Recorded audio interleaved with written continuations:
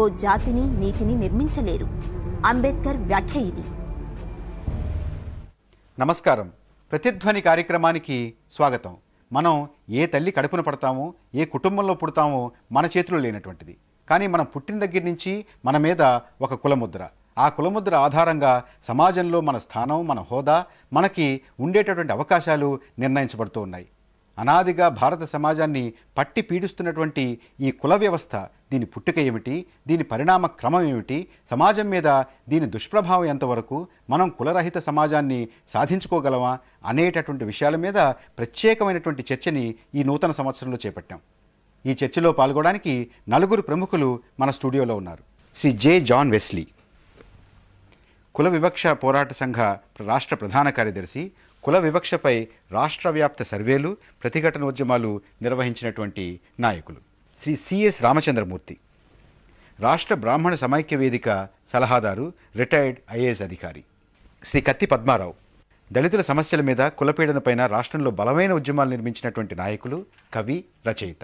Professor వకుళాభరణం Ramakrishna, దేశంలో పెరుగాంచినటువంటి చరిత్రకారుడు, అనేక గ్రంథాలు, చారిత్రక పరిశోధనలు వెలువరించిన వారు, కుల వ్యవస్థ పుట్టుపూర్వోత్తరాలు, పరిణామ క్రమాన్ని లోతుగా అధ్యయనం చేసినటువంటి సామాజిక శాస్త్రవేత్త, చరిత్రకారులు.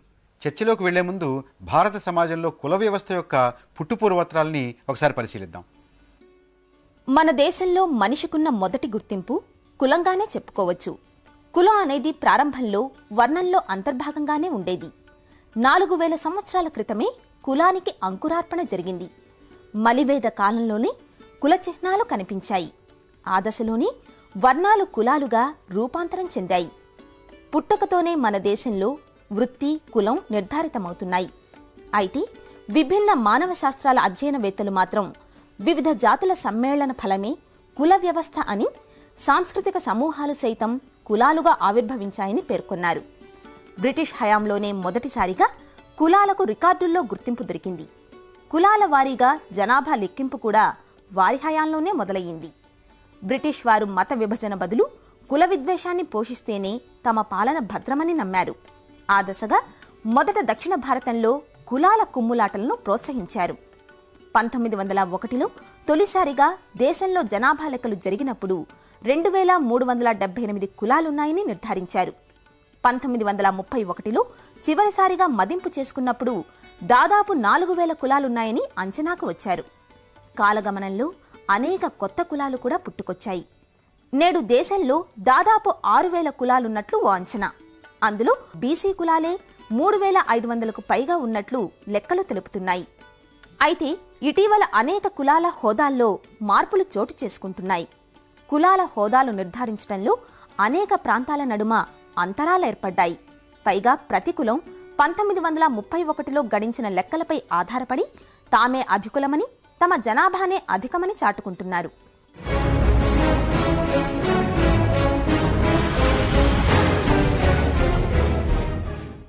రామకృష్ణ గారు, మీతో ప్రారంభిద్దాం. అసలు మన సమాజంలో ఈ కులం అనేది ఎక్కడ పుట్టింది? ఋగ్వేద కాలం నాటి ఆర్య జీవనంలో, వాళ్ళ మిశ్రమ జీవితంలో, ఇక్కడ మూలవాసులను కలిసి జీవిస్తున్నటువంటి కాలంలో అప్పటి కులం లేదు. అసలు కులం లేదు, హెచ్చుతగ్గులు లేవు, అందరు కలిసి ఒక సాముదాయికంగా పనిచేస్తున్నారు.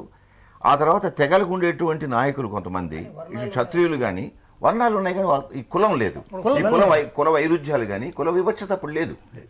వీళ్ళు ఎప్పుడైతే మలివేద కాలానికి వెళ్ళారో, మలివేద కాలం వెళ్ళి ఇందాక చెప్పినట్టుగా వ్యవసాయం అభివృద్ధి చెంది ఎక్కువ మంది వ్యవసాయం మీద ఆధారపడి పనిచేసి సంపదను ఉత్పత్తి చేసేటువంటి పరిస్థితి వచ్చినప్పుడు ఈ పైన కింద అనేటువంటి ఒక భేదాలు రావడం, అప్పుడు కులాలు వచ్చినాయి. ఆ కులాల్లో కూడా బ్రాహ్మణులు, క్షత్రియులు అధికులు, తర్వాత వైశ్యులు, శూద్రులు. మొదట వైశ్యులు వ్యవసాయం చేసేటువంటి వాళ్ళు, ఆ తర్వాత విష్ అన్న వాళ్ళని. ఆ విష్ కాస్త మౌర్య సామ్రాజ్యం దాటేటప్పటికీ మన దేశంలో స్వయం సంపోషక గ్రామీణ ఆర్థిక వ్యవస్థ వచ్చినప్పుడు ఆ వైశ్యుల్లో కొంతమంది వ్యాపారానికి వెళ్ళిపోయినారు, మరికొంతమంది కింద వచ్చి శూద్రులు అనబడేటువంటి వాళ్ళ వర్గంలో చేరారు. ఇది యాక్చువల్గా దీనికి ఏమైందంటే వర్ణాశ్రమ ధర్మం కూడా దీనికి తోడ్పడింది. పద్మారావు గారు, ఒక సమాజం ఇంత విస్తృతంగా చీల్చబడడానికి మూలం ఏమిటి? లిఖిత సమాజం, అలిఖిత సమాజం, లేకపోతే మౌఖిక సమాజం అనే రెండు సమాజాలు ఎప్పుడు కూడా చరిత్రలో చాలా ప్రధానమైనవి. అక్షరం వచ్చినవాడు, అక్షరం రానివాడు భౌతిక శక్తిలో భాగంగా మౌఖికంగా ఎంతో జ్ఞాన సంపన్నుడైనప్పటికీ కూడా మన భారతదేశంలోకి వచ్చేటప్పటికి అక్షరం వచ్చినటువంటి వాడు కొంత మౌఖిక జీవనం అంటే శ్రమరహితమైన జీవనానికి ఒక రూపకల్పన చేశాడు. లిఖిత సమాజం మీకు ఒక ముద్రేస్తుంది, అలిఖితుడికి తెలియదు, మౌఖికుడికి తెలియదు. నువ్వు ఫలానా అని పిలుస్తున్నప్పుడు వాళ్ళే గిరిజనులని ఇప్పుడు చూడండి, గిరిజనులు, ఎస్టీలు అని పిలుచుకుంటూ వెళ్తున్నారు. అక్కడ ఉన్న తండాకి వీడు ఏమేమి పేరు పెడుతున్నాడు ఇంకా తెలియదు. వెస్లీ గారు, కులము అనేటటువంటిది వాస్తవానికి ప్రపంచంలో ఎక్కడ లేనటువంటి పద్ధతులు ఇక్కడ ఏర్పడ్డది. సింధు నాగరికత అంటే దాదాపు 5,000 సంవత్సరాల కిందటనేమో కులం అనేటటువంటిది లేదు, అప్పుడప్పటికే వ్యత్యాసాలు ఉన్నాయి. కానీ ఆర్యులు ఎప్పుడైతే క్రీస్తుకు పూర్వం 1750 సంవత్సరంలో ప్రవేశించారో అప్పుడు ఈ ద్రావిడుల మీద యుద్ధం ప్రకటించి ఇక్కడ వ్యవసాయం చేసుకుంటున్నటువంటి వాళ్ళ మీద పెత్తనం చేసి ఆ రకంగా పెత్తనం కొనసాగిస్తున్న క్రమంలో వృత్తులు అనేటటువంటివి గ్రామీణ ప్రాంతాల్లో ఉన్నాయి. ఆ వృత్తులను అనేటటువంటి విభజన కొనసాగిస్తూ ఆ కులాలుగా ఏర్పడ్డాయి. 8వ శతాబ్దం నాటికి వర్ణాలు ఏర్పడ్డాయి క్రీస్తుకు పూర్వం. 4వ శతాబ్దం నాటికి మెల్లమెల్లగా కులం అనేటటువంటి రూపాలు కూడా ఏర్పడడం అనేటటువంటి ప్రారంభమైంది. అంటే వృత్తులు అనేటటువంటివి కులాలుగా గరీభవించాయి మన దగ్గర. అయితే ఈ కులం అనేటటువంటిది దోపిడీకి ఉపయోగపడుతుంది, అదేవిధంగా కులపీడన కూడా రెండింటికి ఉపయోగపడుతుంది. కాబట్టి ఈ కులం అనేటటువంటి దాన్ని నిర్మూలించుకోవాల్సినటువంటి అవసరం ఉంది. రామచంద్రమూర్తి గారు, కులం అనేది కులాభివృద్ధికి పనికొస్తుంది, రెండో కులాన్ని అణగదొక్కడానికి పనికొస్తుంది. అంతేగాని వీరు చెప్పినట్టుగా అది వాళ్ళ దోపిడీకి పనికొస్తుందంటే ఒక కులం వాళ్ళు ఇంకో కులాన్ని దోపిడీ చేయడానికి అవకాశం అనేది ఇవ్వటం అనేది కుల వ్యవస్థలో రాల. మొదటి నుంచి వస్తున్నట్టుగా అసమానతల వల్లనే అది వచ్చింది. కానీ ఏ కులం పేరు పెట్టినా ఏ కులాన్నైనా దోచుకోవడానికి వీలు ఉన్నది. వాళ్ళు అంత మాత్రాన ఒక కులం వాళ్ళు రెండో కులాన్ని దోచుకోవడానికి అవకాశం అనేది ఇవ్వడం అనేది ఆ కులంలో ఉన్న లోపం అన్న కానివ్వండి, లేకపోతే వాళ్ళకున్న అవకాశాల వల్ల కానీ దేని వల్ల జరిగి ఉండొచ్చు. కానీ అంతేగాని కులం అనే దాని మీద దోపిడీ అనేది జరగదు. పద్మారావు గారు, ఈ బ్రాహ్మణ తత్వం లేక ఆర్యతత్వం ఏదైతే ఉందో అది ఫస్ట్ ఏం చేసిందంటే భూమిని నమ్ముకొని బ్రతికేవాడికి, ప్రకృతిని నమ్ముకొని బ్రతికేవాడికి మేధస్సు, అది మేధస్సు అని వాళ్ళకి తెలియదండి. ఒక సముద్రంలో ఒక బెస్త సముద్రాన్ని కనిపెట్టాడు అంటే దీంతో బతకొచ్చని.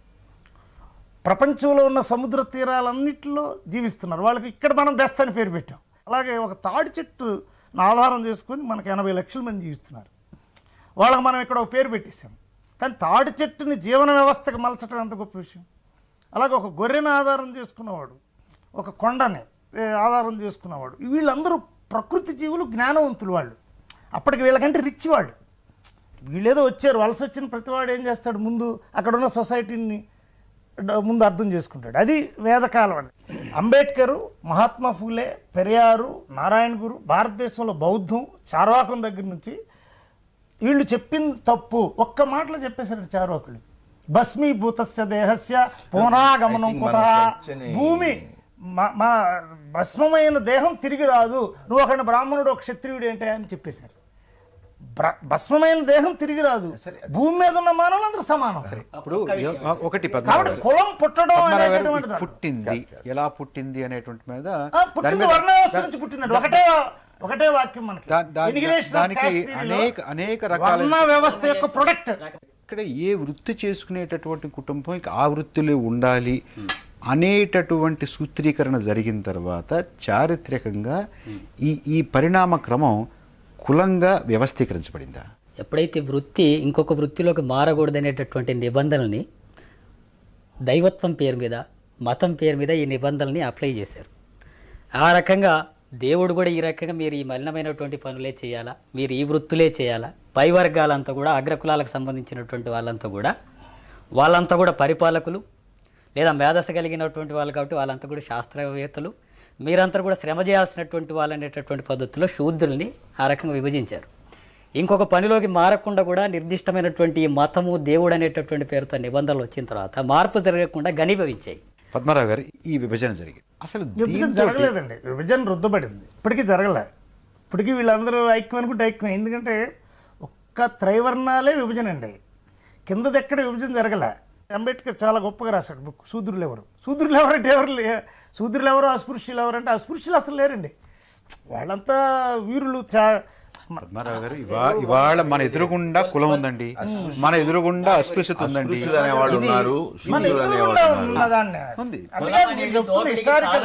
అది అలా రుద్దపడ్డదని చెప్తున్నా. అసలు మనం బతుకుతున్నటువంటి సమాజంలో మనం ఏం చేయాలన్నా కూడా ఇవాళ ఆఖరికి పవిత్ర మాసమైనటువంటి కార్తీక మాసంలో మనం వన భోజనాలు పెట్టుకోవాలన్నా కూడా ఏ కులానికి ఆ కులం. ఇవాళ ఒక విగ్రహం పెట్టుకోవాలంటే ఏ కులం నాయకుడికి ఆ కులం వాళ్ళు ఆ కులం ఎక్కువగా ఉన్నట్టు ఊళ్ళో విగ్రహాలు పెట్టుకున్నారు. అల్లూరు సీతారామరాజు విగ్రహం ఎవరు పెట్టుకుంటున్నారు, పొట్టి శ్రీరాములు విగ్రహం ఎవరు పెట్టుకుంటున్నారు, టంగుటూరి ప్రకాశం విగ్రహం ఎవరు పెట్టుకుంటున్నారు మనకు తెలుసు. ఇది అసమానత, విభజన, ఈ రకమైనటువంటిది. దీని యొక్క దుష్ప్రభావం మన సమాజం మీద ఏ రకంగా ఉంది, ఎంతవరకు ఉంది రామకృష్ణ గారు? ఇవాళ ఏది చూసినా కూడా మన సమాజంలో కులం పేరుతోటి జరుగుతోంది. ఈ కుల భావన, ఈ కుల చైతన్యం అంటున్నావా? ఆ కులానికి చైతన్యం కూడా ఉంది. ఎందుకంటే చైతన్యం ఉన్నప్పుడు దానికి పాజిటివ్ ఆస్పెక్ట్ ఉంది. ఒక కులం ఒకటిగా కావడం అనేటువంటిది, ఆ కులం ఏ సామాజిక పీడనకు లేక ఆర్థిక పీడనకు గురైందో దాని నుంచి బయటపడడానికి వాళ్ళు చైతన్యవంతులు అవుతారు. నేను ఆ చైతన్యాన్ని పాజిటివ్గానే తీసుకుంటాను. ఎందుకంటే ఆ చైతన్యమే లేకపోతే అసలు వాళ్ళలో మార్పు రాదు. పద్మారావు గారు, కులం అనేది ఒక మానవ సమాజ పరిణామ క్రమాన్ని నిరోధించిన భావం. కులానికి చైతన్యం ఉండకూడదు. కులం అనేది ఇవాళ భారత సమాజం యొక్క మొబిలిటీని, కదలికని నిరోధించింది. కారణం నువ్వు ఈ కులం అనే ఒక భావం. ఈ భావాన్ని పోగొట్టాలి అంటే మానవులందరూ సమానం అనే మానవతా దృక్పథం ప్రచారం చేయాలి, ముందుకు తీసుకురావాలి. కులానికి కూడా కొన్ని గుణాలు ఉన్నాయి, అవి చాలా గొప్పవి అని చెప్తే వాడు ఆ పాజిటివ్ లైన్లో వెళ్ళిపోతాడు. ఎప్పుడు కూడా బ్రాహ్మణవాద సిద్ధాంతకర్తలు ఈ కులాన్ని ఏదో ఒక రూపంలో రక్షిస్తూ వస్తారు. బ్రాహ్మణవాదం అండి, బ్రాహ్మణులు కాదు.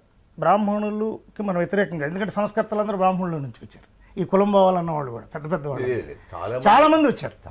చాలా మంది బ్రాహ్మణేతరులు వచ్చారు, బ్రాహ్మణులు కూడా వ్యక్తిలో ఇక్కడ కులం పాయింట్. చాలా ముఖ్యమైన కులం పోవాలి అన్నవాడు కులం నిర్మూలన అనేది ఇవాళ సిద్ధాంతం కావాలి, కుల చైతన్యం కాదు. ఇవాళ మనకి ఇది తప్పు అని మనం చిన్నప్పటి నుంచి కానీ ఎడ్యుకేషన్లో కానీ ప్రవేశపెట్టినట్టయితే 1వ తరగతి దగ్గర నుంచి కానీ నువ్వు మానవుడివే, నీ కులం లేదు, ఈ కులం ఈ భారత సమాజం నీ మీద ఊరికి ఒక ముద్ర వేసింది, రుద్దింది, నువ్వు మానవుడివి అని కానీ వాడిని ఎడ్యుకేట్ చేస్తే మాకు చిన్నప్పుడు ఎడ్యుకేషన్లో చెప్పారు. రామచంద్రమూర్తి గారు అంటే ఒకటి చెప్పండి. ఇప్పుడు పద్మారావు గారు చెప్పింది చాలా ఆదర్శపూరితమైనటువంటి ఒక ఉటోపియా, ఒక ఆదర్శం. దాని గురించినటువంటి విభేదం నాకు వినండి. కులం అనేటువంటి దాన్ని ఇవాళ వాస్తవంగా మన ముందు వచ్చి నిలబడింది, మనం దాన్ని ఎదుర్కొంటున్నాం. కులాల్లో చైతన్యం వచ్చింది. పద్మారావు గారు కూడా కుల చైతన్యాన్ని తీసుకురావడంలో చాలా కుల నిర్మూలన చైతన్యం తీసుకురావడం, కుల నిర్మూలన అదే హిస్టోరియన్ ముద్ర అదేనండి. కాదు, కుల చైతన్యం. మనం కులం పోవాలని చెప్తే ఈయన కులవాది కావాలండి, చాలా పొరపాటు ఇది. మీరు మిస్ఇంటర్ప్రిట్ చేయాలి. కాదు, కుల చైతన్యం కాదు, కుల నిర్మూలన చైతన్యం. కుల నిర్మూలన చైతన్యం అంతిమ లక్ష్యం. ఉండండి, కుల నిర్మూలన చైతన్యం అంతిమ లక్ష్యం, కుల నిర్మూలన కావాల్సింది. కానీ ఇవాళ ఆ పరిస్థితుల్లో సమాజం లేదు. ఇవాళ మనం చూసినట్టయితే ప్రతి కులం కూడా సంఘటితం అవుతోంది. కానీ ముఖ్యంగా కింద ఉండేటువంటి దళిత కులాలు, వెనుకబడిన కులాల్లో ఒక చైతన్యం రావాలి. దేనికోసం చైతన్యం రావాలి? వాళ్ళ యొక్క సాంఘిక పీడనకు వ్యతిరేకంగా వాళ్ళలో చైతన్యం కావాలి. వాళ్ళ సాంఘిక పీడనకు కనుక వ్యతిరేకంగా చైతన్యం రాకపోతే ఆ తర్వాత వాళ్ళ యొక్క కుల నిర్మూలనకు, కుల వివక్షతను పూర్తిగా తొలగించుకోవడానికి కూడా చైతన్యం. అది నా పాయింట్. గతంలో 20, 30, 40, 50 సంవత్సరాల క్రితం అప్పటి నుంచి చూసుకుంటూ వస్తుంటే కనుక ఇవాళ ఉన్నటువంటి కుల స్పృహ, చైతన్యం అన్నాను నేను, కుల స్పృహ, నేను ఈ కులం వాడిని, నా వాళ్ళందరూ ఈ కులం వాళ్ళు, అతను ఆ కులం, ఆ పక్కింట్లో ఈ కులం అనేటటువంటిది ఇవాళ చాలా ఎక్కువగా కనపడుతుంది. ఎందువల్ల అంటేనండి, స్వతంత్రం వచ్చిన తర్వాత మనం ఒక తప్పు చేసాం. చిన్న తప్పు ఏం చేసామంటే, కొంతమందిని బాగు చేయడానికని చెప్పి మనం ఒక రిజర్వేషన్స్ అని కొంతమందికి ఒక వర్గం వాళ్ళని దగ్గర తీసి తక్కిన వాళ్ళందరినీ దూరంగా పెట్టాం. మనం ఈ పెట్టింది కొన్నాళ్ల పాటు అందరూ ఓర్చుకున్నారు. పాపం నిజమే వాళ్ళకి అన్యాయం జరిగింది కదా మనం పెట్టుకోవాలనుకున్నాం. అయితే ఇది కంటిన్యూస్గా ఒక పొలిటీషియన్స్ వాళ్ళకు ఉపయోగం కోసం దీన్ని పెంచడం వల్ల ఏమైపోయిందంటే, ఆ కులం వాళ్ళకి రిజర్వేషన్ ఉండటం వల్ల వచ్చింది, నాకు మటుకు నేనేంటి వాళ్ళని ఎందుకు నేను ఇబ్బంది పడాలా అనేటువంటి ఒక దృక్పథం వాళ్ళలో ఒక విధమైన విరోధ భావం అనేది పెరుగుకుంటూ వచ్చింది వాళ్ళు. ఇప్పుడు పద్మారావు గారు చెప్పినట్టుగా ఇవాళ కులం అనేది మనం తీసేయాలి, ఒకటో తరగతి చెప్పాలంటే ముందు ఇవన్నీ ఈ అసమానతలు అనేది మీరు ఏర్పరిచినట్టు ఈ గోళ్ళని కూలగొట్టండి. మీరు కూలగొట్టి అందరం ఒకటే, మనందరం కూడా ఒకటే, చదువుకున్న వాళ్ళందరం ఒకటే, మనందరం కూడా ఒకే ప్లాట్ఫామ్ మీద నుంచి మనం మాట్లాడుతున్నాం కనుక మనందరం ఒకటే అనే ఒక భావాన్ని మీరు కల్పించండి ముందు. మళ్ళీ చర్చలోకి వెళ్లే ముందు కులాల అంతరాల మీద సమాజంలో ఉన్నటువంటి వివిధ రంగాల ప్రముఖులు ఏమంటున్నారో ఒకసారి విందాం.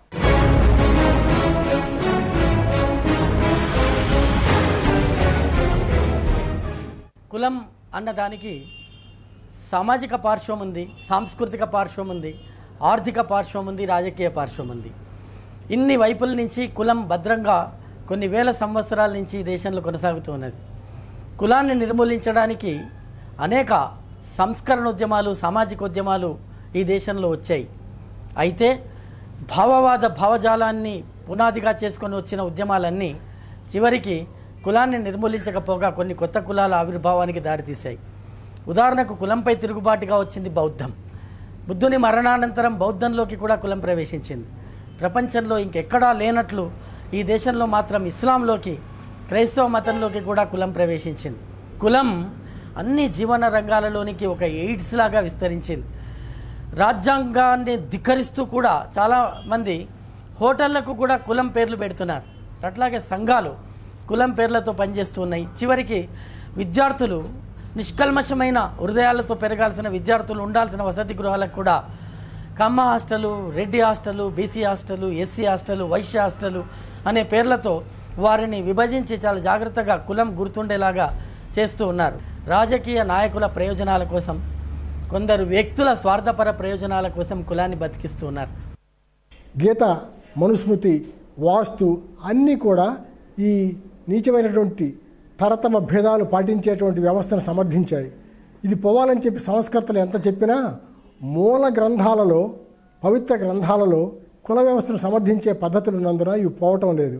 కనుక చదువుకున్న వారికి, చదువు రాని వారికి కూడా ఈ జాడ్యం బాగా ప్రబలింది. కుల వ్యవస్థ కట్టుదిట్టంగా కొనసాగుతున్నది. అంతర్వర్ణ వివాహాల వల్ల కూడా ఇది పోలేదు. మతంలో ఉన్నటువంటి ఈ ఛాందసాన్ని, రాజ్యాంగ వ్యతిరేక విధానాన్ని మనం నిర్మూలించకపోతే ఇది ప్రమాదకరంగా పరిణమించింది. ఇప్పటికే మానవుల్ని ఇంతగా విభజించినటువంటి నీచమైన వ్యవస్థ మరొకటి లేదు. రాజకీయాల లోపల కులం అనేది ఒక ఆలంబనగా వాడుకొని రాజకీయ పార్టీలు అనుకోని ఓట్ బ్యాంక్గా పెట్టుకున్నారు. ఈరోజు భారత రాజకీయాలు కులాతీతంగా మనం ఊహించలేము. సమాజంలో ఇప్పుడు గ్రామీణ ప్రాంతాల కంటే ఎక్కువ, గ్రామీణ లోపల కంటే ఎక్కువ, నిరక్షరాస్యుల లోపల కంటే ఎక్కువ, మీరు అనుకుంటే విద్యార్థికుల లోపల, ఉద్యోగ వర్గాలు, రాజకీయ వర్గాల లోపల ఎక్కువగా ఉంది.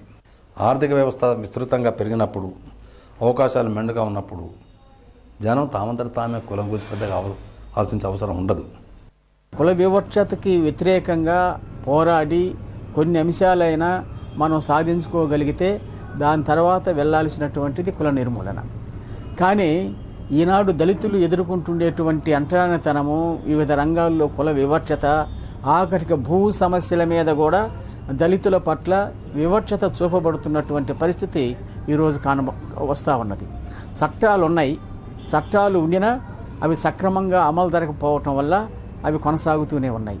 కులాంతర వివాహం చేయనప్పుడు తల్లిదండ్రులకు ఇష్టం లేకపోతే కొన్నాళ్ళు వాళ్ళని విడిగా ఉంచుతున్నారు. కానీ తర్వాత మళ్ళీ వాళ్ళని చేర్చుకోవడం, తర్వాత మళ్ళీ ఆ కులంలో చేరిపోయి ఆ కులాంతర ఏదో కులం వాళ్ళకి ఏది ఉపయోగం అయితే, ఇప్పుడు రిజర్వేషన్ ఉండేట్లయితే రిజర్వేషన్ సంగతి చెప్తుంటున్నారు, రిజర్వేషన్ లేకపోతే రిజర్వేషన్ లేదు.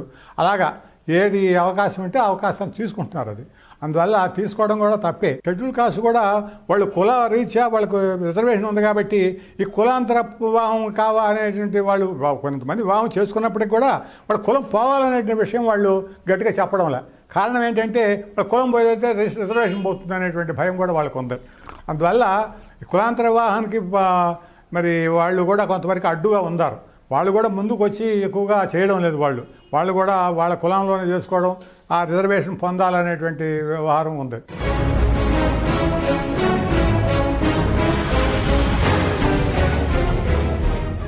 వెస్లీ గారు, అసలు ఈ కులాలకి ఆధారభూతమైనటువంటి కుల వృత్తులు అనుకున్నామే, వ్యాపారం అనుకున్నామే, అవన్నీ పోతున్నాయి.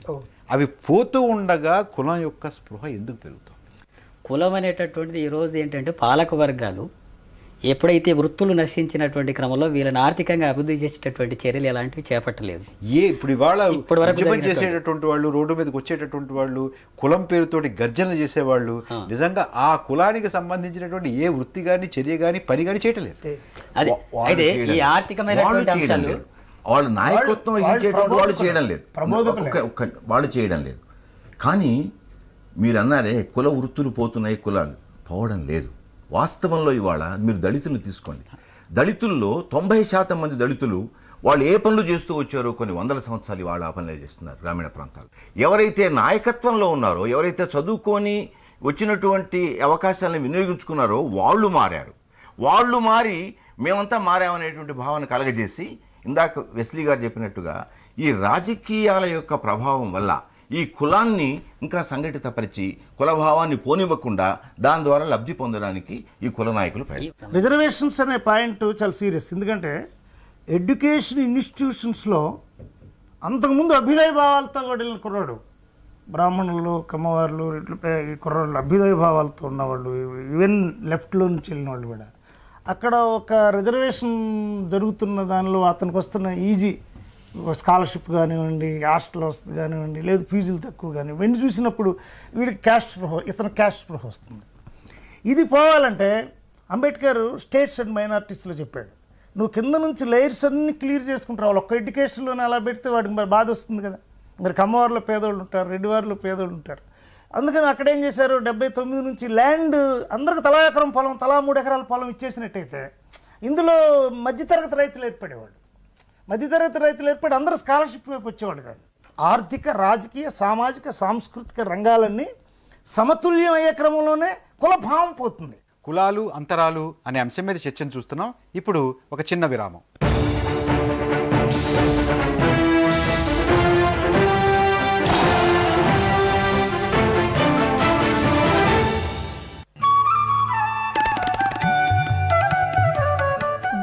స్వప్నంలోని జాతిని మేల్కొల్పే దివ్య స్వరం కళ.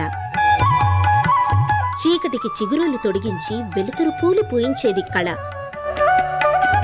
చిరు దివ్యలా చిరకాలం వెలుగొందేది కళ. మరపున పడిన సంస్కృతిని మళ్లీ మళ్లీ సృజించి కొత్త మణుల సొగసుల నద్దేది కళ.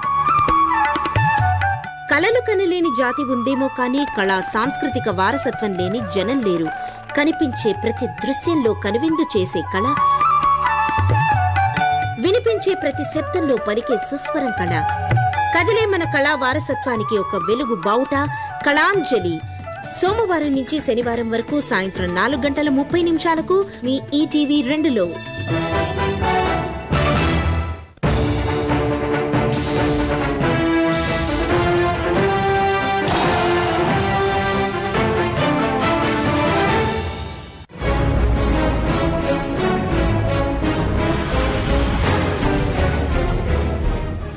ఆధునిక భారతీయ సమాజాన్ని కులరుగ్మత నేడు తీవ్రంగా పీడిస్తోంది. దేశానికి కులం తీవ్ర హాని చేస్తోంది. కులం నేడు ప్రగతి రథచక్రాలను సైతం అడ్డుకుంటుందంటే అతిశయోక్తి కాదు.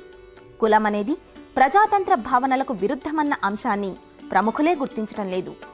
సమాజంలో విద్వేషాలకు కులాలు బీజాలు వేస్తున్న అంశాన్ని పరిగణించడం లేదు. వీరికంటే పూర్వీకులే నయమని చెప్పుకోవాలి. కులాలపై మొదట వీరశైవులు సమరసంఖం పూరించి సమానత్వాన్ని చాటితే మధ్యయుగంలో దాన్ని ముందుకు తీసుకువెళ్లి సమధర్మ భావాన్ని చాటింది కబీర్, తుకారాం, నానక్లే. అగ్రకులాల ఆధిపత్యాన్ని ప్రశ్నించడం మొదట ఆరంభమైంది మరాఠ్వాడాలోనే. జ్యోతిరావు పూలే దానికి ఆద్యులయ్యారు. తమిళనాడులో సైతం అగ్రకులాలకు వ్యతిరేకంగా ఉద్యమాలు నడిచాయి. అక్కడ రామసామి నాయకర్ పెనుగర్జన చేస్తే కేరళలో నారాయణగురు ఆ పని చేశారు. స్వాతంత్రోద్యమ వెలుగులో అంబేద్కర్ కుల నిర్మూలనకు జీవితాన్నే వెచ్చించారు. బాపు సైతం కుల వివక్షపై ధ్వజమెత్తారు. అయినా అంతరాలు తొలగలేదు. స్వతంత్ర భారతంలో కుల నిర్మూలన వైపు అడుగుల పడలేదు.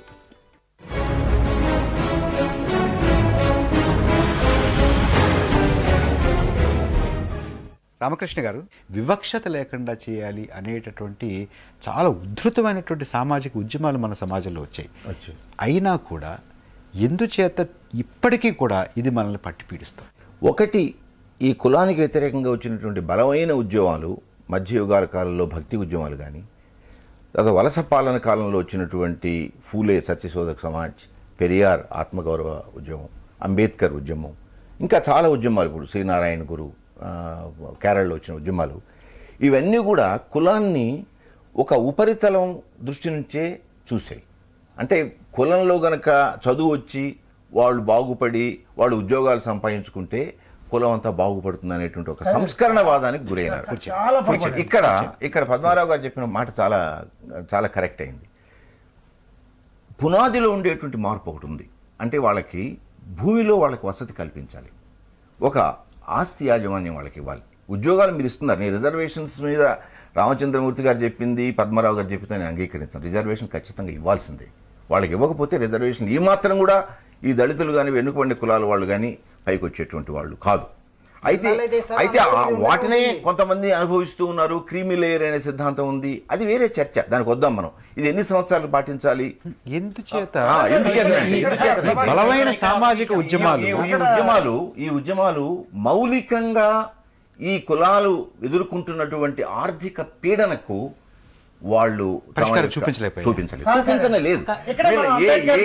ఏ ఒక్క సంస్కర్త కూడా, ఇంక్లూడింగ్ అంబేద్కర్, ఈ కేవలం ఈ మౌలికమైనటువంటి సమస్య, భూ సమస్య ఉంది, ఆస్తి సమస్య ఉంది, వీళ్ళకి ఈ సంపదలో వీళ్ళకి భాగం కల్పించాలి అనేటువంటి చేది వీళ్ళు సంస్కర్తలుగానే ఉండిపోయినారు. కాదండి, దీన్ని సీరియస్గా డిస్కస్ చేసింది, ఫస్ట్ వర్ణ వ్యవస్థకు సంబంధించి సీరియస్గా డిస్కస్ చేసింది బుద్ధుడండి.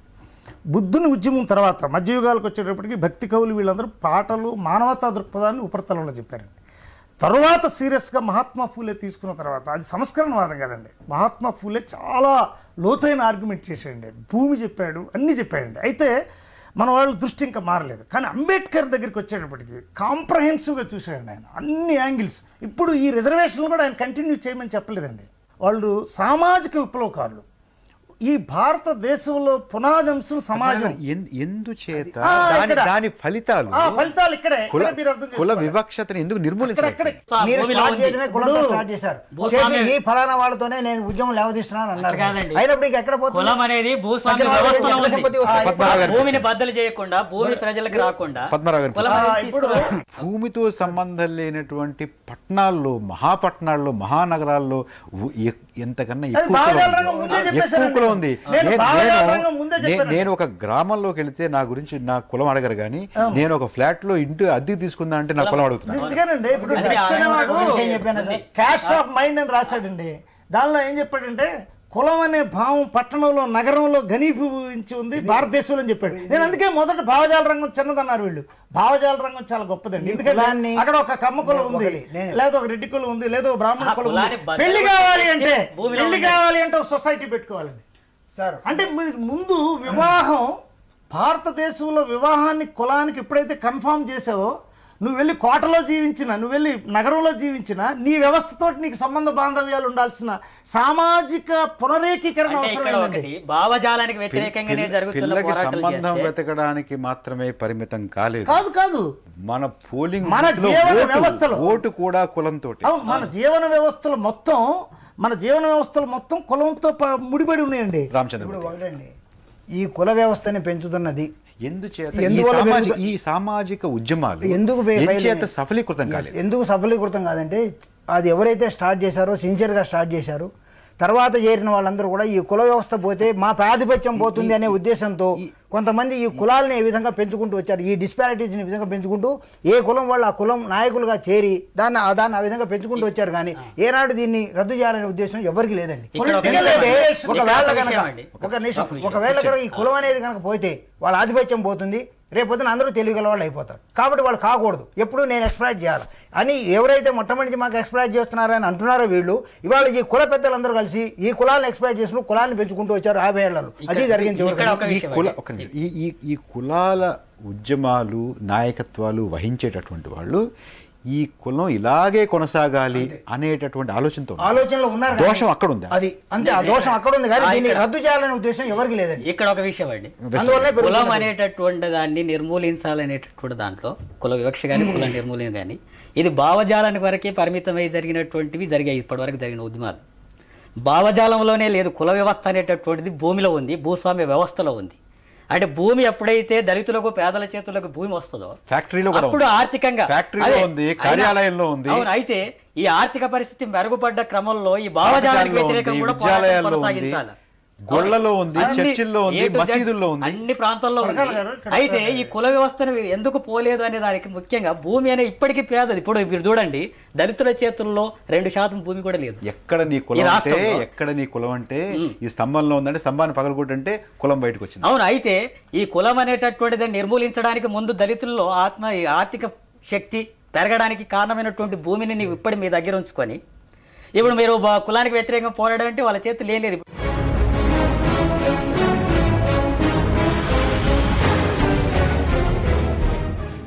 మన రాష్ట్రానికొస్తే కాకతీయుల కాలంలోనే కులాల మూలాలు కనిపిస్తాయి. రాజులు సైతం కులాల పేరిట పాలన సాగించారు.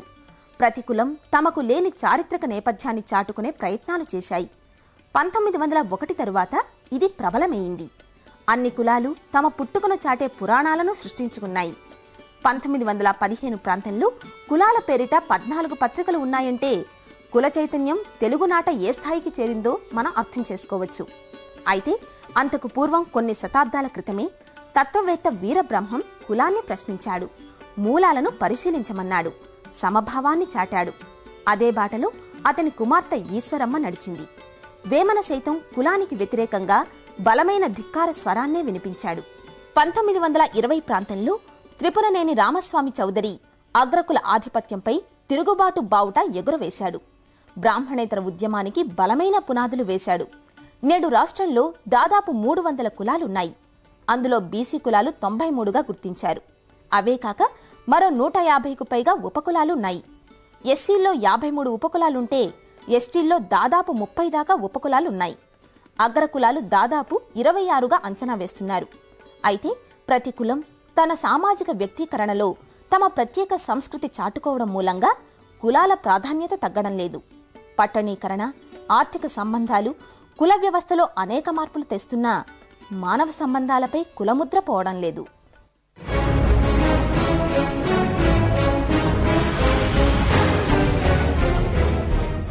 మన సమాజంలో అవగాహన ఉన్నటువంటి ప్రతి వాళ్ళు కూడా కులం యొక్క దుష్ప్రభావాన్ని, ఆ వివక్షతని, ఆ యొక్క అణిచివేతని గ్రహించారు.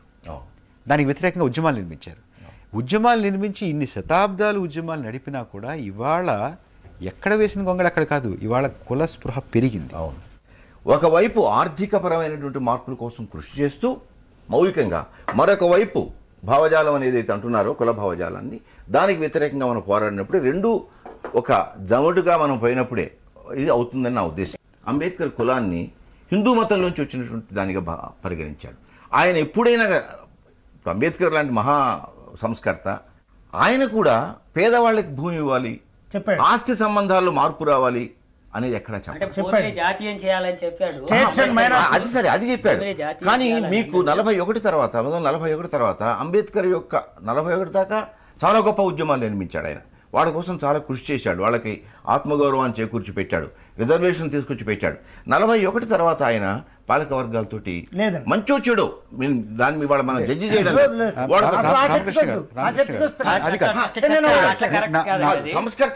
సంస్కర్తల్లో సామాజిక విప్లవకారుల్లో ఉండేటువంటి అంబేద్కర్ లాంటి వాళ్ళు కూడా సమాజంలో ఉండేటువంటి ఆస్తి సంబంధాలని ప్రశ్నించలేదు. ఇక్కడ మీకు ఆర్థిక సమానత్వం కోసం వాళ్ళు అడగలేదు.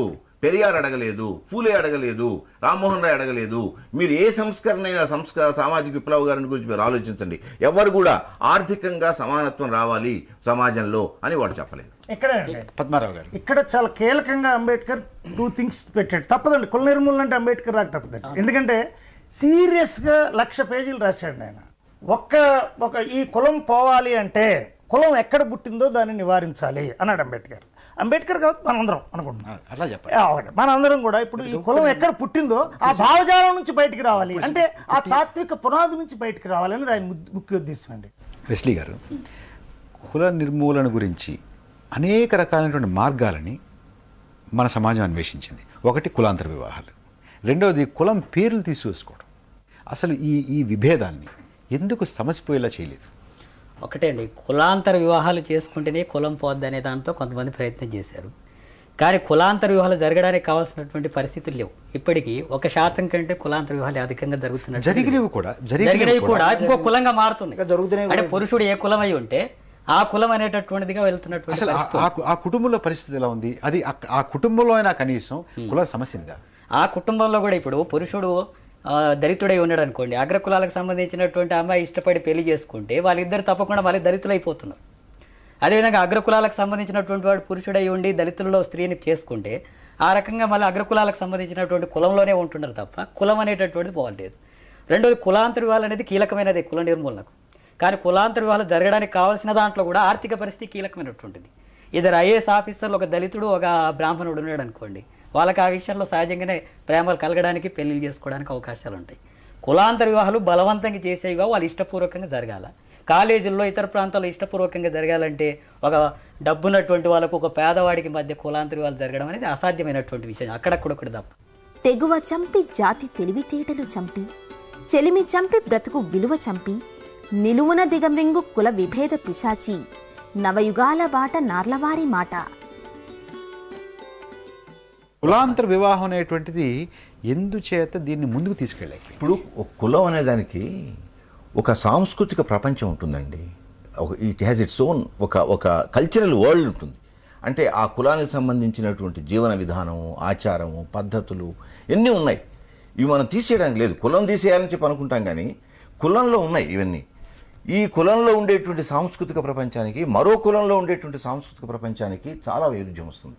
ఇప్పుడు తెలుగులో బలిపీఠం అనే నవల రంగనాయకం ఒక నవల రాసింది. ఆర్థిక సంబంధాలు దాన్ని ప్రభావితం చేయలేకపోయింది. అది కులం ఎంత గట్టిదంటే, ఇవాళ ఎంత గట్టిదంటే మీరు మతాన్నైనా మార్చుకోవచ్చు కానీ కులాన్ని మార్చుకోలేదు. కులం మారినా కులం మారలేదు. నేను కులం మారాలంటే కూడా నేను మతం ద్వారా మారాల్సిందే. నేను మతంలో భాగంగా ఉండి హిందూ మతంలో భాగంగా మార్చుకున్న కులాలు అట్లే ఉన్నాయి. కాబట్టి మతంలో కూడా కులాంతర వివాహాలు అనేటువంటిది మళ్ళీ ఇందాక మాట చెప్పాలంటే ఇదొక సంస్కరణ పద్ధతి. దానికి సమూలంగా మార్చలేవు ఇవి. కానీ కులాంతర వివాహాలని మనం తక్కువ అంచనా వేయడానికి వీల్లేదు. కులాంతర వివాహాలు కూడా చేసుకోవాల్సిందే. కానీ కులం అనేటువంటిది మన ఆర్థికంగా ఎందుకు ముడిపడి ఉందని చెప్తున్నానంటే, వెస్లీ గారు చెప్పినట్టుగా ఒక యువతి ఒక యువకుడు పరస్పరం ఇద్దరు గనక ఇష్టపడితే కులం అడ్డం రాకూడదు అనేటటువంటిది ఒక భావం. రెండోది, ఏవైనా సరే నేను సంఘాన్ని సంస్కరించాలి కాబట్టి నేను కులాంతర వివాహం చేసుకుంటాను అనేటువంటిది రెండో అనేది చాలా అది ఒక యాంత్రికమైనటువంటి వైఖరి కులాల్ని పోనివ్వదు. కానీ మీకు ఒకవైపు అంతర్వర్ణ వివాహాలు జరగాలని చెప్తూనే, కానీ ఈ అంతర్వర్ణ వివాహాలు మాత్రం కుల వ్యవస్థని కనీసం తాకనని కూడా తాకలేవు. వాటి వల్ల ఏమీ ప్రయోజనం లేదని చెప్పి తేలిపోయింది. మీ ఉద్దేశం ఇక్కడ ఏంటంటే కులాంతర వివాహం అనేటటువంటిది రెండు జీవన వ్యవస్థల్ని చెప్పినట్టు కుల సంస్కృతి ఏమి లేదండి. అది అంటే తెలుగు సంస్కృతి ఉంది, తెలుగు జాతి ఉంటుందండి, తెలుగు సంస్కృతి ఉండదు, కుల సంస్కృతి ఉండదు. మీరు ఒక హిందూ సంస్కృతిలో మనకి ఏదో పెళ్లి విధానం ఉంటుంది, కట్టు బొట్టు ఇవన్నీ కూడా మతం అండి. ఇవన్నీ మతాంశాలు. కులంలో కొన్ని అంశాలు ఉంటాయి. ఒక జాతి భాషపరంగా ఏర్పడుద్దండి. వీళ్ళందరూ వాళ్ళ కులాల్లో జీవించే మనుషులు. మానవ సమాజంలో జీవించడం అలవాటు ఉన్న వాళ్ళు ఎవరు పెద్ద కులాన్ని గుర్తించరండి. ఆ పెళ్ళెప్పుడు, చావప్పుడు, రెండప్పుడు వస్తాయి. మానవ సమాజం చాలా గొప్పది. మార్పు పెళ్లి చేసుకుంటే అనేక భిన్న సంస్కృతుల్ని ప్రేమించే ఒక మానవతాదర్శం మనకు వస్తుంది. రామచంద్రమూర్తి గారు, మీ ఉద్దేశం? కులాంతర వివాహాలు అనేది అవసరమే. కులం కనుక పోవాలి అంటే కులాంతర వివాహాలు అవసరమే. అయితే దీంట్లో చాలా డిఫికల్టీస్ ఉన్నాయి. ఇప్పుడు వీరు చెప్పడానికి ఒక ఆర్థికంగా కాదు, దాంట్లో తిండి దగ్గర నుంచి మొదలవుతుంది. సంస్కృతి వాళ్ళ సంస్కృతి వీళ్ళ సంస్కృతి అలవాటు కావాలి. ఇప్పుడు చదువుకున్న వాళ్ళలో చాలా వరకు ఏమవుతున్నది, కులాంతర వివాహాలే చేసుకుంటున్నారు. ఇప్పుడు ఎక్కడికైనా కానీ కాలేజీలో ఉన్న వాళ్ళు చేసుకుంటున్నారు, జరుగుతున్నది. అయితే ఇక్కడ కులాంతర వివాహాలకి ఇంకొక ఇన్సెంటివ్ కూడా ఇచ్చింది. కులం పోకుండా సుప్రీంకోర్టు ఏమన్నదంటే, తండ్రి కనుక ఏ కులమో తల్లి ఏ కులమో, పుట్టే పిల్లలు ఏ అడ్వాంటేజ్ ఉంటే తండ్రికి కులం కనుక అడ్వాంటేజ్ అది తీసుకోండి, లేకపోతే తల్లి కులం అన్నారు. అనేటువంటిది కుల స్పృహని తగ్గించడానికి, రూపువాపడానికి కులాంతర వివాహాలు చాలా వరకు దోహదం చేస్తాయి. కానీ అవి జరగట్లా. కారణం ఏంటంటే ఆర్థికం అనేది నేను ఒప్పుకోను కాదు. ముఖ్యంగా వాళ్ళలో ఉండే వీధి మొట్టమొదటి ఏమిటి చేసుకుంటున్నప్పటి నుంచి మళ్ళీ మొదలు పెడతారు కదా, అంటే మీ కులం ఇది, నేను చేసుకోవడం తప్పైందని మొదలు పెడుతున్నారు. దానివల్ల కొన్ని విడాకులకు చాలా కేసులు వస్తున్నాయి. అట్లా కాకుండా సరైన అండర్స్టాండింగ్ ఉండడానికి కారణం ఏంటి, అసలు సోషల్ రిఫార్మ్ రావాలి. వీరేశలింగం గారు చేసినట్టుగా వీళ్ళు ఎవరో ఒకరు ఒక సంస్కృత దాన్ని కనుక సక్రమంగా కనుక ఒక ఉద్యమంలాగా కనుక తీసుకోగలిగితే కొంత సమాజంలో కొంత మార్పు అనేది వస్తుంది. అయితే ఈ సమాజంలో మార్పు టెంపరీయా పర్మనెంట్ అంటే ఇది పర్మనెంట్గా ఉండదు, టెంపరీగానే ఉంటుంది. మళ్ళీ ఆ జనరేషన్ వరకు ఉంటుంది. తర్వాత మళ్ళీ వచ్చేసరికి ఈయనంటాడు కదా, అంటే నేను ఇది కనుక హరిజన కనుక నేను మా హరిజన అమ్మాయికే చేస్తానని కొడుకు అంటాడు. ఆయన ఆమె ఉంటుంది కదంటే నేను ఫలానా బ్రాహ్మణ కనుక నా బ్రాహ్మణ పిల్లవాడైతేనే మా అబ్బాయికి చేస్తానని ఆమె అంటారు. ఈ విధంగా మళ్ళీ డిస్పారిటీస్ వస్తున్నాయి చాలా. నేను చూసిన కుటుంబంలో అది. అందువల్ల ఇట్లా కాకుండా వాళ్ళలో ఇద్దరికైనా సరైన అండర్స్టాండింగ్ వచ్చి కులం అనేది దాన్ని తగ్గించడానికి వీల్లేదు. అయితే ఇది తగ్గించడానికి వీలు లేకుండా మన నాయకులు కొంతమంది దాన్ని పెంచుతూనే ఉన్నారు. అది ఆకలికి లేనిది, వేకువకు లేనిది, దాహానికి లేనిది, మోహానికి లేనిది, దేహానికి ఎందుకీ కులం?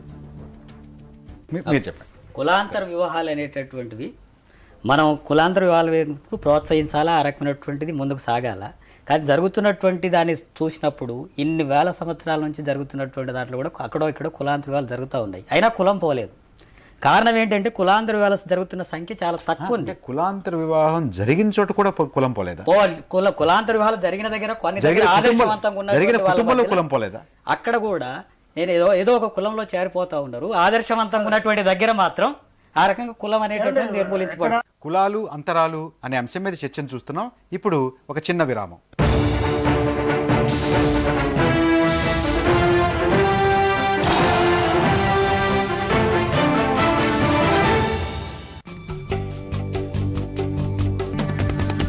ఆమె నింగికి దూసుకెళ్లిన నవనారి, సముద్రాల నీదిన సాహసి, పర్వతాల నధిరోహించిన ధీశాలి, ఆధునిక వనిత బహుపాత్రధారిణి. అయినా ఏమున్నది గర్వకారణం? ఆమె సమాజంలో సగభాగమైన సమస్యలతో సతమతం. వరకట్న హింస, లింగ వివక్ష, అత్యాచారాలు, అఘాయిత్యాలు, ప్రతి చోట పరాభవాలు. దశాబ్దాలుగా ఇదే కథ. ఆమెది తీరని వ్యథ. సమకాలీన స్త్రీ సమస్యలపై నేటి మహిళ సమర నాదం నారీభేరి. నారీభేరి ప్రతి ఆదివారం మధ్యాహ్నం 12:30 మీ ఈటీవీ 2లో.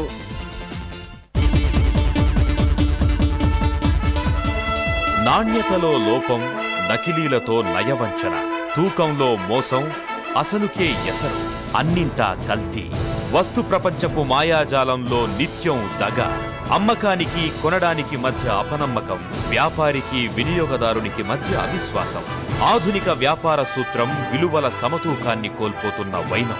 వినిమయ ప్రపంచంలో వినియోగదారులు ఎదుర్కొంటున్న సమస్యల్ని నిత్యం వెలికితీసి అర్థవంతమైన పరిష్కార మార్గాన్ని చూపుతుంది మీ వినియోగదారుల వేదిక. వినియోగదారుల వేదిక ప్రతి ఆదివారం సాయంత్రం 5:30 తిరిగి బుధవారం మధ్యాహ్నం 12:30 మీ ఈటీవీ 2లో.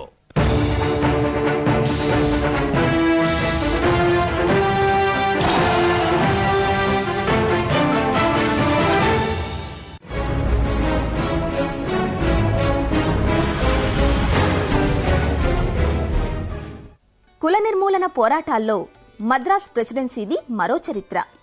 అక్కడ అనేక పోరాటాలు సుదీర్ఘకాలం సాగాయి. అగ్రకులాలతో విసిగిన బ్రాహ్మణేతర కులాల ప్రజలు సెల్ఫ్ రెస్పెక్ట్ పేరిట ఆత్మగౌరవ ఉద్యమాన్ని ప్రారంభించారు. దానికి రామసామి నాయకర్ నాయకత్వం వహించారు. ఆ సమయానే జస్టిస్ పార్టీ పుట్టుకొచ్చింది. కుల ప్రాతిపదికన పోరాటాలు నిర్వహించింది. బ్రాహ్మణ ఆధిక్యతకు సవాల్ విసిరింది. తమ పోరాటానికి రాజకీయ రంగును సైతం పులిమింది. బ్రిటిష్ వారితో చెలిమి చేసి ప్రత్యేక హక్కులు సాధించుకుంది. ఉద్యోగాల్లో రిజర్వేషన్లు దక్కించుకుంది. ఫలితంగా తమిళనాట బ్రాహ్మణేతర వర్గాలు ఒక ప్రబల శక్తిగా ఎదిగాయి.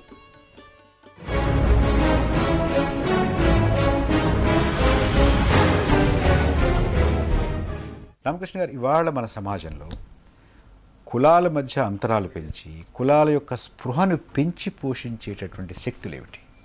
కులాలను పెంచి పోషించేటువంటి శక్తులు ఒకటి రాజకీయాలు, స్వార్థ రాజకీయాలు. కులంని పేరు పెట్టుకొని ఆ కులాన్ని ఉపయోగించుకొని ఆ కులాన్ని ఉద్ధరిస్తున్నామని చెప్పి ఆ పేరు మీద పార్టీలు పెట్టుకొని వాళ్ళ చేత సంఘటితపరిచి వీళ్ళు చాలా చాలా ఎక్కువగా మేము అభివృద్ధి చెందిన వాళ్ళని చెప్పుకుంటూ రాజకీయ పార్టీలు కూడా వచ్చాయి, కులంతోటి వచ్చాయి. వాళ్ళు చేస్తున్నటువంటి కార్యక్రమాలు కూడా లేకపోయినా మనకు అర్థమైపోతుంది, చూసి బాగానే మీకు అర్థమైపోతుంది. ఒకటి రాజకీయం, రెండు ఈ కులాన్ని వాడుకోవడం. కుల సంఘాల యొక్క నాయకులు, ఈ కుల పెద్దలు కులాన్ని వాడుకుంటున్నారు. కులాన్ని వాడుకొని దాన్ని పనిముట్టుగా సాధనంగా ఉపయోగించుకొని తమ పబ్బం గడుపుకుంటున్నారు. ఎందుకంటే మీకు ఇవాళ వర్గానికి కులానికి సంబంధం అంతగా లేదు. ఇవాళ సమాజంలో చాలా మార్పు వచ్చింది. ఒక్క దళితుల్లో మాత్రమే వర్గం కులం చాలా సమీపంగా ఉంది. ఇంకా 90-95% వాళ్ళలో ఉన్నారు. వెనుకబడిన కులాల్లో కూడా నడిమి కులాల వాళ్ళు చాలామంది భాగ్యవంతులైనారు, వ్యాపారంలోకి వచ్చారు, ఉద్యోగాల్లోకి వచ్చారు. కాబట్టి ఆ కులం వర్గం అనేటువంటిది ఆ దగ్గర సంబంధం ఇవాళ లేదు. అందువల్ల ఈ కులాన్ని ఉపయోగించుకొని, కుల రాజకీయాలను ఉపయోగించుకొని, కుల ఈ స్పృహను ఉపయోగించుకొని వచ్చేటువంటి వాళ్ళు రెండు. దానివల్ల కొంతవరకు జరుగుతుంది. మూడు, ఈ కులాన్ని మన ఇవాళ సమాజంలో గనక ఉండేటువంటి కొన్ని ప్రత్యేకమైన సదుపాయాలు పొందాలంటే ఫలానా కులానికి నేను చెందిన వాడిని అయి ఉండాలి, ఆ విధంగా మార్చుకోవడం కూడా జరుగుతుంది. దొంగ సర్టిఫికేట్ పెట్టుకోవడం కూడా జరుగుతుంది.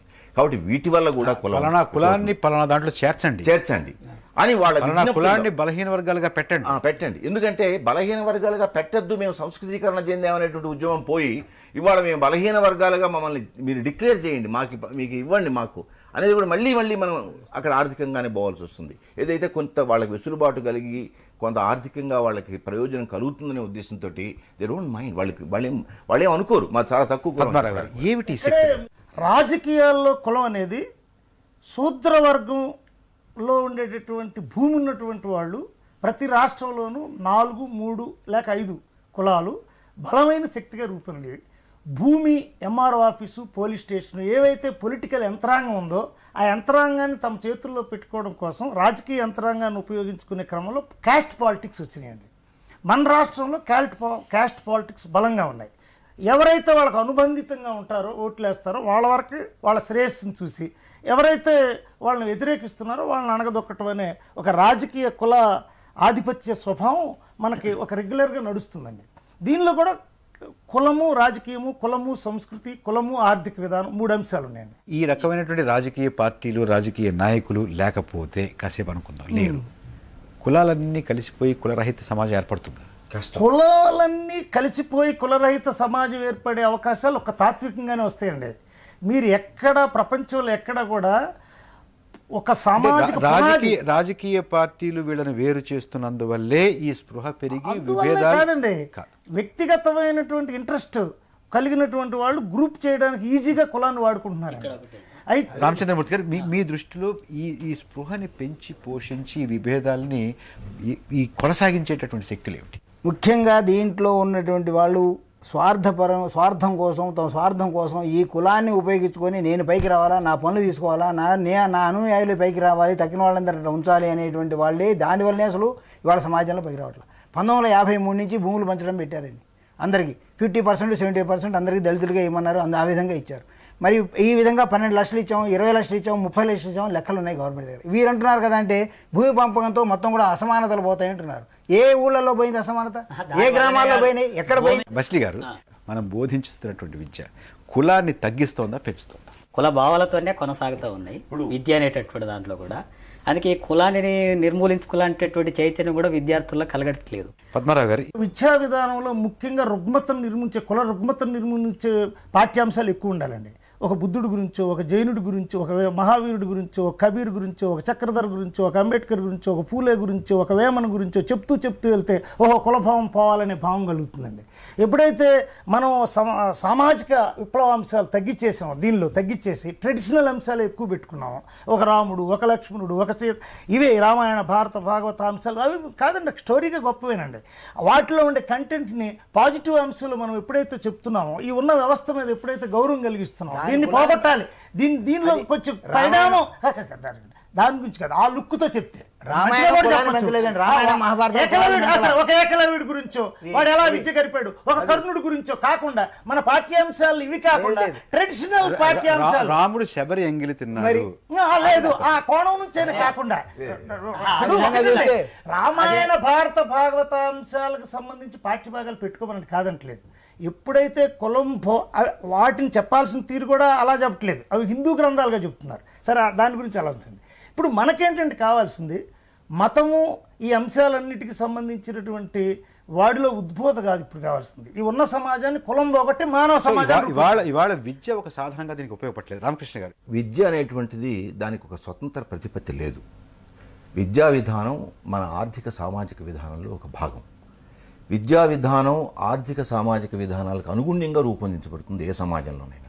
ఇది కులాలతోటి, వర్గాలతోటి, అనేక ప్రాంతాలతోటి విభజింపబడినటువంటి ఒక సమాజం. కులరహిత సమాజానికి కానీ కుల వివక్షతను పోగొట్టడానికి కానీ పని చేయడం లేదు.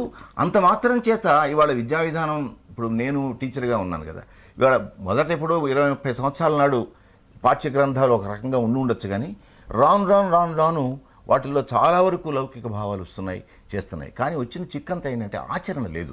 చెప్పేటువంటి అధ్యాపకుడికి ఆచరణ లేదు. బస్లీ గారు, కుల రహిత సమాజంకి మనం పురోగమించాలి, ఏం చేయాలి? దళితులు, అభ్యుదయ భావాలు కలిగినటువంటి వాళ్ళు, ఈ కుల వ్యవస్థను, కుల వివక్షను వ్యతిరేకించే వాళ్ళందరూ కూడా ఐక్యమయ్యి ఈ కుల వివక్ష సరైనటువంటిది కాదని దీన్ని నిర్మూలించే కార్యక్రమం, ప్రతిఘటనోద్యమాలను చేపట్టాల్సిన అవసరం ఉంది. ఉదాహరణకు ఎక్కడైనా 2 గ్లాసుల విధానం ఉంటే అక్కడ ఉన్నటువంటి కలిసి వచ్చేటటువంటి ఏ కులం వాళ్ళైనా సరే ఇది వివక్ష ఉండకూడదు, సరైనదని భావించి వాళ్ళందరినీ సమైక్యపరిచి అక్కడ 2 గ్లాసులను తొలగించేటటువంటి కార్యక్రమం సామాజిక సంస్థలు పనిచేయాలా, రాజకీయ పార్టీలు పనిచేయాలి, ప్రభుత్వం కూడా ఆ రకమైనటువంటి చర్యలు చేపట్టాలి. ఉదాహరణకు ఇప్పుడు ప్రతి వారంలో ఒక రోజు ఎంఆర్ఓ, ఎస్ఐ అంటరాంతనాన్ని నిర్మూలించాలని చెప్పి చట్టం చెప్తుంది, 105 జీవో నంబరు. కానీ ఎక్కడ కూడా ఎంఆర్ఓ, ఎస్ఐ పోయి గ్రామాల్లో పోయి దళితవాడకి వెళ్ళి ఈ కుల వివక్ష కొనసాగుతుందా, ఏ రకం కొనసాగుతుందని అడగట్లా. అందుకే అధికార యంత్రాంగం పనిచేయాలా, రాజకీయ పార్టీలు పనిచేయాలా, అభ్యుదయ భావాలు కలిగినటువంటి అందరూ కూడా అన్ని కులాల్లో ఉన్నటువంటి వీళ్ళందరూ కలిసి దీన్ని ప్రతిఘటించాల్సినటువంటి అవసరం. రామచంద్రమూర్తి గారు, ఈ కులాలు కనుక పోవాలంటే ముందు యానిమాసిటీ పోవాలండి. ఈ కులం వాళ్ళు అగ్రకులాలు, నేను దళితుల్ని, నేను ఇది, వీళ్ళు నాకు విరోధులు, వీళ్ళ వల్లనే నాకు ఇదైంది అనేటువంటి ఈ ప్రచారం చేసేటువంటి నాయకుల్లో, పూర్తిగా ఈ నాయకుల్లో, పార్టీల్లో ఒక విధంగా మార్పు రావాలి. మనందరం సమానమే. వాళ్ళు ఆగండి ఒక నిమిషం, వాళ్ళే మార్పు రావాలని మీరు అంటారు, నేను అంటాను, ఎలా రావాలి? చట్టసభల్లో టికెట్లు ఇచ్చేటప్పుడు ఈ కులాల వారీగా ఇంతమందికి ఇచ్చామని వాళ్ళే చెప్పుకుంటున్నారని. ఎవరైతే పాలకులు ఈ కుల వ్యవస్థని అయితే వ్యతిరేకిస్తున్నారో వాళ్ళే చెప్తున్నారు కదండి, మేము అందరూ ఇన్ని కులాల వాళ్ళు రిప్రజెంటేషన్ ఇచ్చామని. ఈ వ్యవస్థ పోవాలి, వాళ్ళు పాలకుల్లో మార్పు రావాలి. ఏంటి ఈ కులాల ఏ విధంగా అంటే లేదు, కులం అనేది లేదు, మేము కాబట్టి ఎవరైతే పనిచేశారో మా పార్టీలో వాళ్ళకే ఇస్తాం, మేము కులాలతో సంబంధం లేదు, ఎంతమందికి ఇచ్చాం, ఏ కులానికి ఇచ్చాం అనేది సంబంధం లేదు, పాపులేషన్తో సంబంధం లేదు, రిజర్వేషన్స్ లేవని మీరు పెట్టండి. పెట్టిన రోజున రిజర్వేషన్ అట్ట కదా, మీరు పొందిన వాళ్ళే పొందుతున్నారు, ఎవరు మేటంటే వాళ్ళే దాన్ని ఎక్స్ప్లాయిట్ చేస్తున్నారు.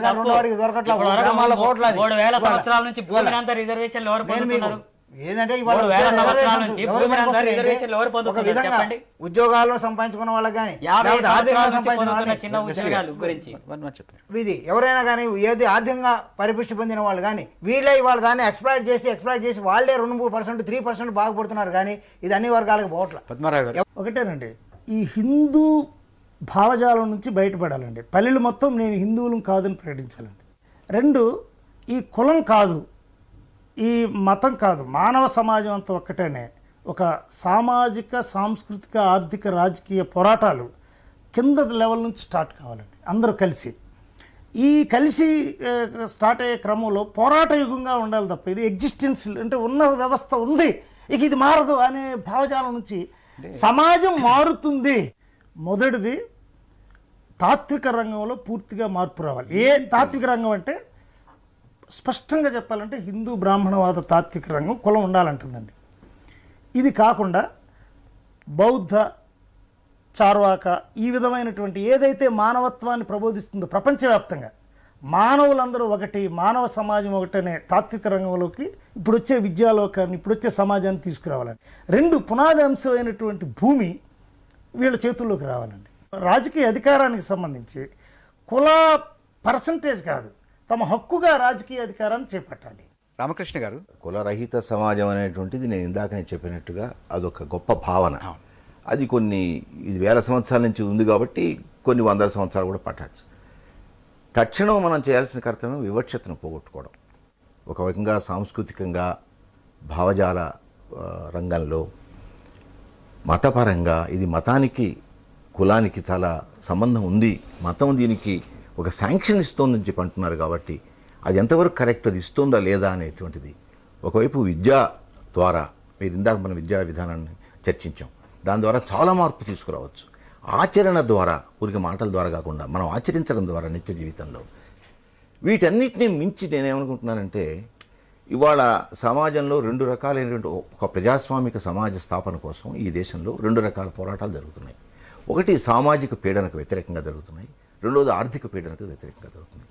ఈ 2 పోరాటాలు విరుద్ధాలు కావు, విరుద్ధాలుగా చిత్రిస్తున్నారు.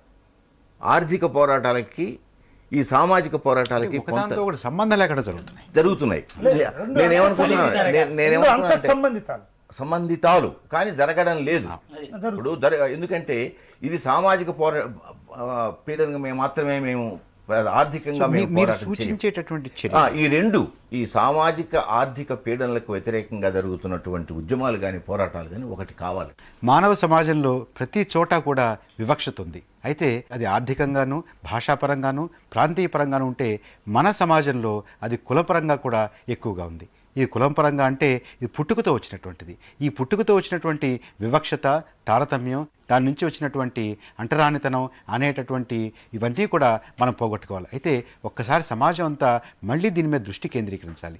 ఈ దృష్టి కేంద్రీకరించి దీనికి కావాల్సినటువంటి అన్ని రకాలైనటువంటి సామాజిక పరమైనటువంటి, సాంస్కృతిక పరమైనటువంటి, రాజకీయ పరమైనటువంటి చర్యలు తీసుకుంటే కుల వివక్షత లేనటువంటి సమాజం నుంచి మనం కుల రహిత సమాజానికి వెళ్ళేటటువంటి, పురోగమించేటటువంటి అవకాశం ఉంటుంది. ఈ చర్చను ఇంతటితో ముగిద్దాం. రేపు మరొక ముఖ్యమైనటువంటి అంశం మీద చర్చతోటి ప్రతిధ్వని కార్యక్రమం మీ ముందుకు వస్తుంది. నమస్కారం.